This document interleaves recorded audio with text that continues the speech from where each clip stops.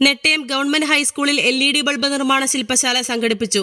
Kerala state council for science, technology and എൻവയോൺമെന്റും കേന്ദ്ര പരിസ്ഥിതി വനം കാലാവസ്ഥാ വകുപ്പും സംയുക്തമായി നടപ്പിലാക്കുന്ന എൻവയോൺമെന്റ് എഡ്യൂക്കേഷൻ പ്രോഗ്രാമിന്റെ ഭാഗമായിട്ടാണ് ശില്പശാല സംഘടിപ്പിച്ചത്. Bheema building contractors, Anchal, Agasthikode. Contact 94472 44659 89218 37847. School ഓഡിറ്റോറിയത്തിൽ നടന്ന പരിപാടി PTA വൈസ് പ്രസിഡന്റ് ഗോപകുമാറിന്റെ അധ്യക്ഷതയിൽ സ്കൂൾ SMC ചെയർമാൻ പ്രദീപ് ഉദ്ഘാടനം ചെയ്തു. പ്രിയങ്കരനായ ഡോക്ടർ ശാന്തകുമാർ സാർ കുട്ടികൾക്ക് മോട്ടിവേഷൻ ക്ലാസുകൾ മറ്റും കൈകാര്യം ചെയ്തിരിക്കുന്ന ഒരു മജീഷ്യൻ കൂടിയാണ് അദ്ദേഹം നമ്മുടെ കുട്ടികൾക്ക് വേണ്ടി വളരെ നല്ലൊരു കാര്യമാണ്. ബൾബ് എങ്ങനെ ഉണ്ടാക്കാം, അത് എങ്ങനെ പ്രകാശിപ്പിക്കാം എന്നുള്ള ക്ലാസ് എടുക്കുന്നതിന് വേണ്ടിയാണ് ഇവിടെ എത്തിച്ചേർന്നിരിക്കുന്നത്. നമുക്കെല്ലാവർക്കും അറിയാം, നമ്മുടെ എല്ലാവരുടെയും വീട്ടിൽ ബൾബ് ഉണ്ട്.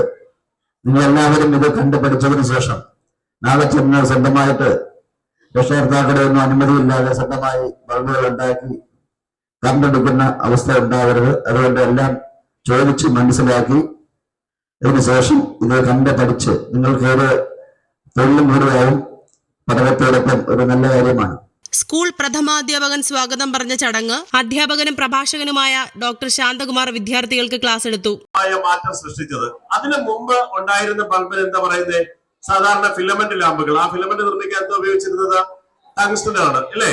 ടങ്സ്റ്റൺ കൊണ്ട് നിർമ്മിതമായ ഫിലമെന്റ് ചുട്ടുപഴുത്ത് അതിൽ നിന്ന് പ്രകാശം പുറത്തേക്ക് വരും. നിങ്ങൾ ആ ബൾബിനകത്ത് പിടിച്ചു നോക്കുക, പ്രകാശിച്ചുകൊണ്ടിരിക്കുന്ന ബൾബിൽ പിടിച്ചു നോക്കിയാൽ അറിയാം എന്താണ്, കൈ ചൂടാവുന്നുണ്ട്, അല്ലേ? അപ്പൊ നമുക്കറിയാം ഊർജ്ജ സംരക്ഷണ നിയമപ്രകാരം ഊർജ്ജത്തെ നിർമ്മിക്കുവാനോ നശിപ്പിക്കുവാനോ സാധ്യമല്ലെന്ന് നമുക്കറിയാം. അങ്ങനെയാണെങ്കിൽ താപം മൂലം അവിടെ ഒരുപാട് ഊർജ്ജം പാഴായി പോകുന്നു എന്നുള്ളതാണ് യാഥാർത്ഥ്യം. അപ്പൊ താപം മൂലം ഊർജ്ജ നഷ്ടം ഉണ്ടാകുന്നു. അപ്പൊ അത് നമുക്ക് പ്രയോജനപ്പെടാത്ത ഊർജ്ജമാണ് ബൾബ് കത്തുമ്പോൾ ഉണ്ടാകുന്ന താപനഷ്ടം. അതിനെ ഒന്ന് പരിഷ്കരിച്ചിട്ടാണ് നമ്മൾ ഫ്ലൂറസെന്റ് ലാമ്പുകൾ ഉണ്ടാക്കിയത്. പണ്ട് കാലത്ത് നമ്മുടെ വീട്ടിലൂടെ ഉപയോഗിച്ചിരിക്കുന്ന വാഴപ്പെട്ടിയുടെ കണക്കിരിക്കുന്ന ലൈറ്റ് കണ്ടിട്ടില്ലേ? അതിന് ഫ്ലൂറസെന്റ് ലാമ്പുകളാണ് ഉണ്ടാക്കിയിരുന്നത്. അതിനകത്ത് രണ്ട് സൈഡിലും രണ്ട് ഹീറ്റിംഗ് കോയിൽ, മോളിറ്റിന് കൊണ്ടുള്ള രണ്ട് ഹീറ്റിംഗ് എലമെന്റ് ഉണ്ട്. അത് ചുട്ടുപഴുത്തിട്ട് അതിനകത്തുനിന്ന് പ്രകാശം പുറത്തേക്ക് വരുന്നത് കൃത്യമായ വെള്ള നിറത്തിലുള്ള പ്രകാശമായിരുന്നു വന്നത്. അതിനെ കൂടെ കൂടുതൽ മോഡിഫൈ ചെയ്തിട്ടാണ് നിങ്ങൾ വളവും പിരിവൊക്കെ ഉള്ള ഒരു സൈസ് ബൾബ് കണ്ടിട്ടുണ്ടോ? CFL എന്ന് പറയും, കോമ്പാക്ട് ഫ്ലൂറസെന്റ് ലാമ്പ്. എന്താണ് അതിന്റെ പൂർണ്ണരൂപം? Compact fluorescent lamp. അപ്പൊ അതും പാരിസ്ഥിതിക പ്രശ്നങ്ങൾ ഉണ്ടാക്കി അവിടെ. പക്ഷെ ഇത് രണ്ടിടത്തും ഊർജ്ജ ലാഭം ഉണ്ടായിരുന്നു. ഒരു 100 വാട്ടിന്റെ ബൾബ് പ്രകാശിക്കുന്ന അത്ര പ്രകാശം 40 വാട്ടിന്റെ ട്യൂബ് നമുക്ക് തരുമായിരുന്നു. അപ്പൊ അതേ പ്രകാശം ഒരു കുറച്ചുകൂടെ കപ്പാസിറ്റി കുറഞ്ഞ കോമ്പാക്ട് ഫ്ലൂറസെന്റ് ലാമ്പിൽ നിന്ന് കിട്ടി. അപ്പൊ ഈ ഫ്ലൂറസെന്റ് ലാമ്പിനകത്ത് നമ്മൾ ഉപയോഗിക്കുന്ന ചില വസ്തുക്കളുണ്ട്. കോമ്പാക്ട് ഫ്ലൂറസെന്റ് ലാമ്പിനകത്ത് മെർക്കുറി ബാഷ്പമൊക്കെ ഉപയോഗിക്കുന്നുണ്ട്.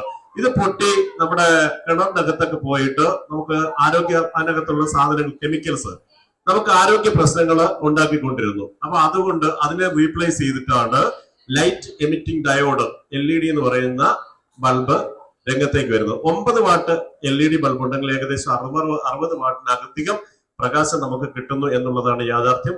ലൈഫ് കൂടുതലാണ്, കൈകാര്യം ചെയ്യാൻ എളുപ്പമാണ്, താപം മൂലം ഊർജ്ജ നഷ്ടം ഉണ്ടാകുന്നില്ല എന്നുള്ളതെല്ലാം കൊണ്ട് ഇന്ന് നമ്മൾ കൂടുതൽ ഡിപ്പെൻഡ് ചെയ്യുന്ന ആരെയാണ്? LED. നമ്മുടെ ഊർജ്ജ പ്രതിസന്ധി ഒരു പരിധിവരെ പരിഹരിക്കപ്പെട്ടതും എന്തുകൊണ്ടാണ്? LED ബൾബിന്റെ കണ്ടുപിടുത്തം കൊണ്ടാണ്. എക്കോ ക്ലബ് കൺവീനർ ഇന്ദുപ്രിയ നന്ദി പറഞ്ഞു. ജില്ലാ വിഷൻ, ഏരൂർ.